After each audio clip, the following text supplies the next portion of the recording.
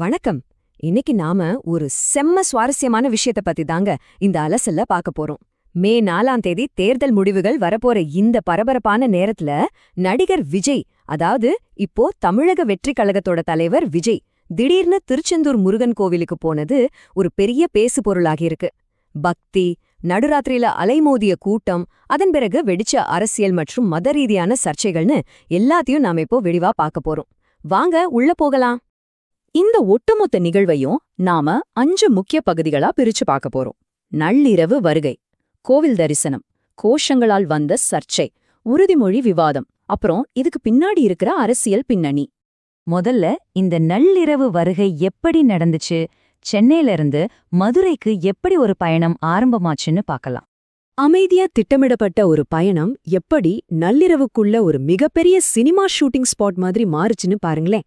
சென்னையிலிருந்து தனி விமானத்துல மதுரைக்கு போன விஜய்க்கு நடுராத்திரி என்றும் பார்க்காம ஏர்போர்ட்ல மிகப்பெரிய ரசிகர் கூட்டம் காத்து கிடந்து பிரம்மாண்டமான வரவேற்பு கொடுத்தாங்க. அங்கேருந்து அதிகாலையில திருச்செந்தூருக்கு ரோட்லயே அவர் பயணமாகியிருக்காரு. இங்க நீங்க கவனிக்க வேண்டிய மிக முக்கியமான விஷயம் அவருடைய தோற்றம் தாங்க. வழக்கமா பொதுவெளியில விஜய் எப்படி இருப்பாரு? ஒரு வெள்ளைச்சட்டை, பேண்ட், அவ்வளவுதான். ஆனா இங்க பட்டு வேட்டி, பட்டு சட்டைன்னு முழுமையான பாரம்பரிய தோற்றத்துக்கு மாறிட்டாரு. இது வெறும் சாமி கும்பிட போனதா மட்டும் தெரியல, ஒரு மிகப்பெரிய கலாச்சார அடையாளத்தை மக்களுக்கு உணர்த்துற மாதிரியான ஒரு காட்சி அமைப்பா பலராலும் பார்க்கப்படுது. சரி, அடுத்ததா கோவிலுக்குள்ள என்ன நடந்துச்சு, அங்க நடந்த சடங்குகளையும் அவருக்கு அளிக்கப்பட்ட மரியாதையும் பார்க்கலாம். திருச்செந்தூர் கோயில்ல அதிகாலை 5 மணிக்கு நடக்கிற விஸ்வரூப தரிசனம் ரொம்பவே விசேஷமானதுங்க. திரை விளக்கப்பட்ட உடனே கடவுளோட நேரடி பார்வை பக்தர்கள் மேல விழும் அப்படிங்கிறது தான் இதோட ஐதீகம். சரியா இந்த மிக முக்கியமான நேரத்துல தான் விஜய் அங்கு இருந்திருக்காரு. அவர் அங்க சும்மா போய் சாமி கும்பிட்டுட்டு மட்டும் வரல, வரிசையா பல பாரம்பரிய சடங்குகளை பின்பற்றியிருக்காரு. திருச்சுந்தரர்கள் அவருக்கு பூர்ண கும்ப மரியாதை கொடுத்திருக்காங்க. கோவில் நிர்வாகம் சார்பா அவருக்கு ஒரு புனிதமான வேல் பரிசீலிக்கப்பட்டிருக்கு. அதுக்கப்புறம் நேரா கடல்ல இறங்கி மலர்களை தூவி அவரோட வழிபாட்டை முடிச்சிருக்காரு. பாக்குறதுக்கு அப்படியே ஒரு பிரம்மாண்டமான நிகழ்வு மாதிரி இருந்துச்சுல்ல. ஆனா இந்த அமைதியான சூழல் ரொம்ப நேரம் நீடிக்கல. அடுத்ததா கோஷங்களால எப்படி சர்ச்சை வெடிச்சுது, அங்க அமைதி எப்படி சீர்குலைஞ்சதுன்னு பார்க்கலாம். செல்போன் பயன்பாட்டுக்கு முற்றிலுமா தடை விதிக்கப்பட்ட அந்த புனிதமான கருவறைக்கு வெளிய திடீர்னு ஒரு நபர் விஜயோட போட்டோவை காட்டி வீரவேல் முருகனுக்கு, தளபதி விஜய்க்கு, தமிழக வெற்றிக் கழகத்திற்கு ஆரோஹரா அப்படின்னு ஒரு கோஷத்தை எழுப்பி வீடியோவும் எடுத்திருக்காரு. நினைச்சு பாருங்க, அவ்ளோ அமைதியான ஒரு ஆன்மீக இடத்துல இந்த ஒற்றை கோஷம் எப்படிப்பட்ட ஒரு சலசலப்பை ஏற்படுத்தி இருக்குன்னு. இத சும்மா விடுவாங்களா? திருச்செந்தூர் கோவில் உள்துறை கண்காணிப்பாளர் விவேக் நேரா போலீஸ் ஸ்டேஷன் போய் ஒரு அதிகாரப்பூர்வ புகாரையே கொடுத்துட்டாரு.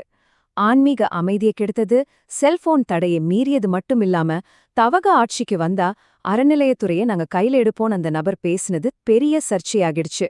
அதனால தகவல் தொழில்நுட்ப சட்டத்துக்கு கீழே அந்த வீடியோவை நீக்கவும் கடுமையான நடவடிக்கை எடுக்கவும் வலியுறுத்தியிருக்காங்க. இது ஒரு பக்கம் இருக்க, கோவிலுக்கு வெளிய அதைவிட ஒரு பெரிய விவாதம் ஆரம்பமாச்சு. அதுதான் மத நம்பிக்கை உறுதிமொழி குறித்த விவாதம். இப்ப நாம கொஞ்சம் சட்டப்படியா என்ன சொல்லியிருக்காங்கன்னு பார்க்கலாம். ஆலய நுழைவு அதிகாரச் சட்டம் 1947 படியும் சரி, மதுரை உயர்நீதிமன்றத்தோட தெளிவான தீர்ப்புப்படியும் சரி, இந்து அல்லாதவர்கள் கோவிலோட கொடிமரத்தை தாண்டணும்னா இந்து மத பழக்க வழக்கங்கள் மீது எனக்கு நம்பிக்கை இருக்கு அப்படின்னு எழுத்துப்பூர்வமா ஒரு உறுதிமொழி தரணும். இதுதான் ரூல்ஸ். இங்கேதான் ஒரு மிகப்பெரிய கேள்வி எழும்புது. தன்னை ஒரு கிறிஸ்தவரா அடையாளப்படுத்திக்கிற விஜய் கருவறைக்குள்ள போறதுக்கு முன்னாடி சட்டப்படி அந்த எழுத்துப்பூர்வ உறுதிமொழிய கொடுத்தாரா அப்படின்னு பல இந்து அமைப்புகள் தீவிரமா கேள்வி எழுப்ப ஆரம்பிச்சுட்டாங்க. இது சம்பந்தமா கோவில் நிர்வாகம் எந்த ஒரு விளக்கமும் கொடுக்காததால விவாதம் இன்னும் சூடு பிடிச்சிருக்கு. கடைசியா நம்ம பார்க்க போற மிக முக்கியமான விஷயம் இதோட அரசியல் பின்னணி. இது தேர்தலுக்காக சரியா திட்டமிடப்பட்ட ஒரு விஷயமா? ஒரு பக்கம் விஜய் சாமி கும்பிட்டுட்டு இருக்கும்போது இன்னொரு பக்கம் தவஹவோட பொதுச் செயலாளர் ஆனந்த் ஒரு ஸ்பெஷலான யாகம் பண்ணிட்டு இருந்தாரு. அது என்ன தெரியுமா? சத்ரு சம்ஹார யாகம். அதாவது தன்னோட அரசியல் எதிரிகளை வீழ்த்தி கட்சியோட தேர்தல் வெற்றியை உறுதி செய்யறதுக்காக பிரத்யேகமா நடத்தப்படுற ஒரு சடங்கு இது. இது சும்மா இதேச்சியா நடந்த மாதிரி தெரியலையே. இது நேரா நம்மள மே 4ஆம் தேதிக்கே கூட்டிட்டு போகுது. ஆமாங்க, தேர்தல் முடிவுகள் வெளியாகும் நாள். இந்த ஒட்டுமொத்த ஆன்மீக பயணத்துக்கு பின்னாடியும் ஒரு மாபெரும் அரசியல் வியூகம் மறைஞ்சிருக்கோ அப்படிங்கிற ஒரு பெரிய நிழல இந்த ஒற்றை தேதி உருவாக்குது. சோ நான் உங்ககிட்ட ஒரு கேள்வியை விட்டுட்டு போறேன். சினிமாவுடைய கவர்ச்சி, கடுமையான மத விதிகள், அப்புறம் இந்த தேர்தல் அரசியல் வியூகம், இது மூன்றும் ஒன்னா சேர்ற இந்த புள்ளி வரப்போற தேர்தல் முடிவுகள்ல எந்த மாதிரியான ஒரு தாக்கத்தை ஏற்படுத்தும்னு நீங்க நினைக்கிறீங்க? இது வெறும் பக்தியா இல்ல மாபெரும் அரசியல் நாடகமா? நீங்களே யோசிச்சு பாருங்க. இதோட இந்த அலசலை நாம முடிச்சுக்கலாம். மீண்டும் ஒரு சுவாரஸ்யமான தலைப்போட உங்களை சந்திக்கிறேன். நன்றி.